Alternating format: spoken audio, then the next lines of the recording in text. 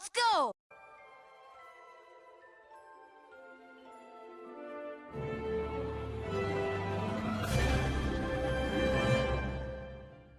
Chip and Dale Rescue Rangers is a disappointment.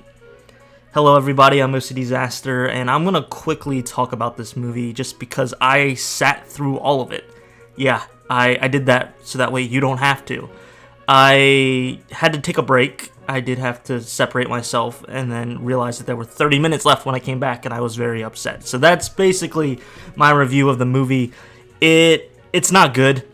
Everyone's like, well, it's not meant for you, it's meant for kids. Actually, my friend, it's supposed to be meant for all ages because, one, it's PG, and two, a lot of the jokes and cameos are actually meant for adults. But it's really, I don't even know if kids are necessarily going to like this movie, besides a few things here and there. It's a worse Who Framed Roger Rabbit. Who Framed Roger Rabbit is such a good movie, and that came out decades ago. Chip and Dale Rescue Rangers, one, isn't about the Rescue Rangers. It's just about Chip and Dale. They wanted to throw the Rescue Rangers in there to just kind of, get people attracted to check it out because of the title. If you are a Chip and Dale Rescue Rangers fan, you're going to be highly disappointed because you only get 50% of the Rescue Rangers through the whole movie, and all of them are only on screen for like 5 minutes. So if that's what you're there for, then you're already going to be set up for failure.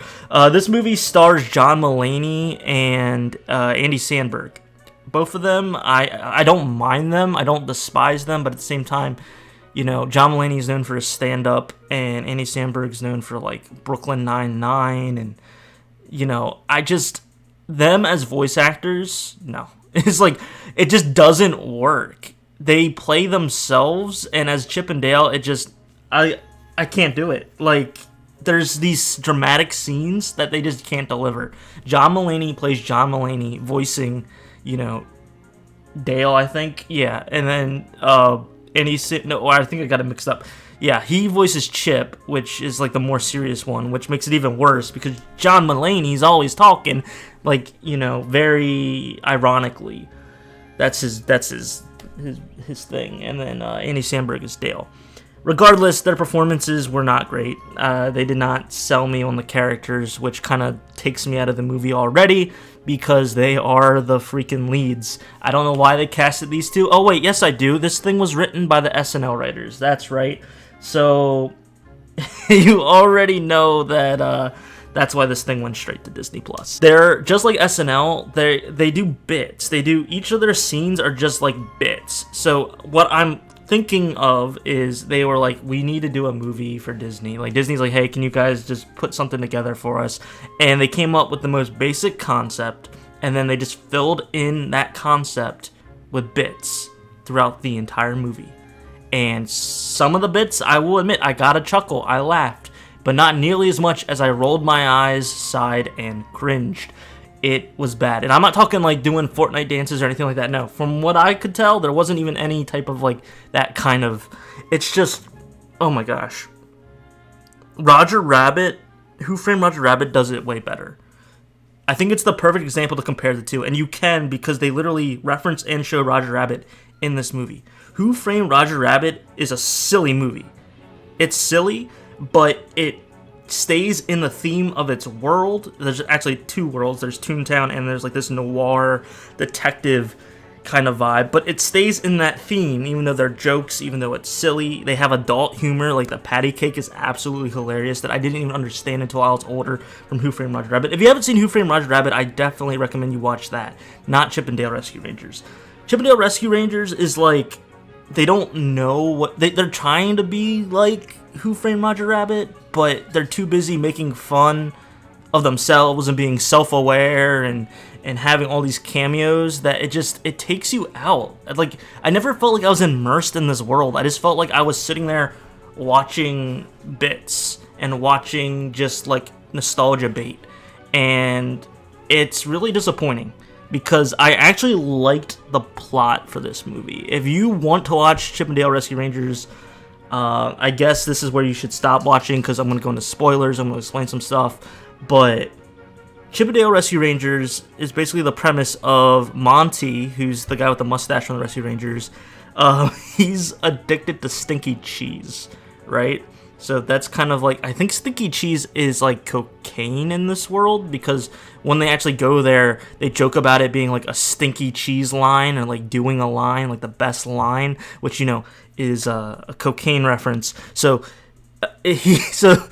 Monty's addicted to stinky cheese, and he owes money to Peter Pan, who is now an adult. So in this movie, the cartoons are actually just, you know, they're paid to work, and when they film, that's the movies we see. But they still age, they still, you know, live in LA, and they live in that world. So that's very familiar with Who Framed Roger Rabbit.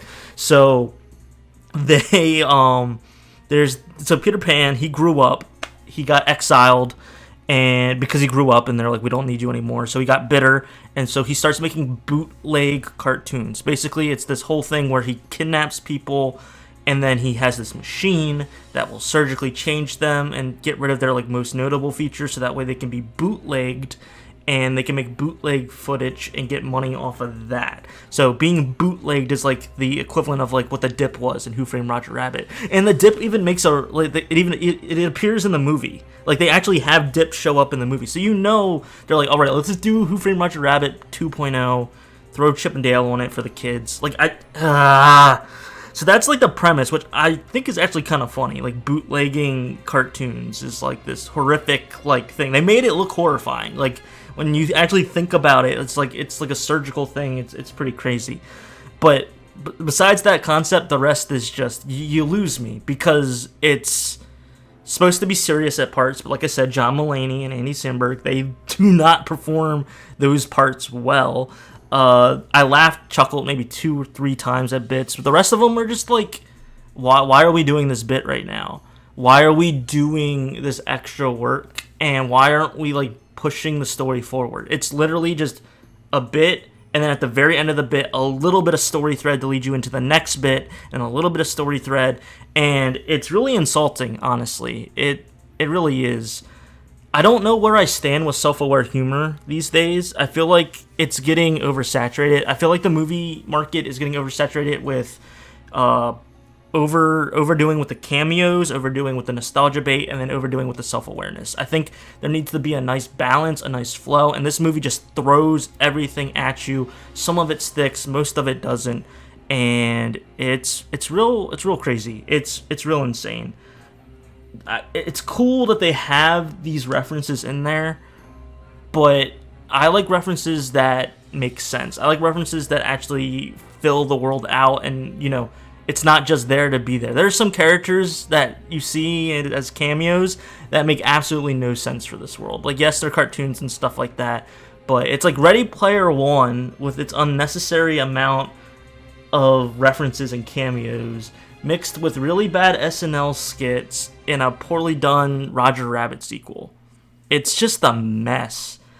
I highly recommend you don't see this. And there's actually a Kingdom Hearts reference. There's a Keyblade. So Chip and Dale come out of this machine, and there's this wall of cameos. The wall of all the people that Peter Pan has bootlegged.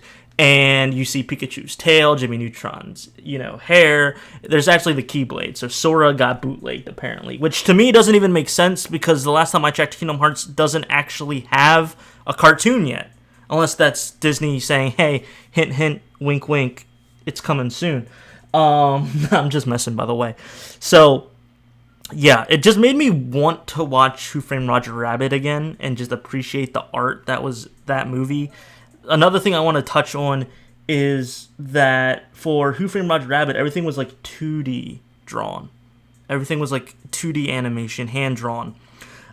This one, the cartoons are still 3D, and they're like cel-shaded, and it looks very weird. They go to a place called Uncanny Valley, which I thought was actually kind of funny, where like it's where all the early 2000s CGI is, because it's like they got close to making it good, but it wasn't quite there yet, so it looks a little off. Yeah, that's what Chip looks like the whole movie. I don't know why they chose to do it like this. Probably because of budget and money, but it really annoyed me. It looked really, really weird. How are you going to do a self-aware joke, but then not do the aware joke that Chip looks like absolute dog crap? I don't know. Guys, do not see this movie. Please spare yourself, or, at least if you're over the age of 21, take a libation before diving into it.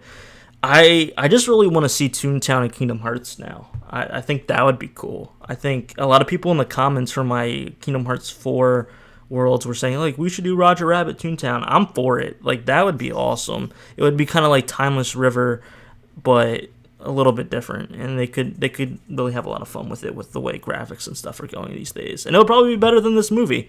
Anyway, I'm OCDsaster, and I hope you have a good one. See ya.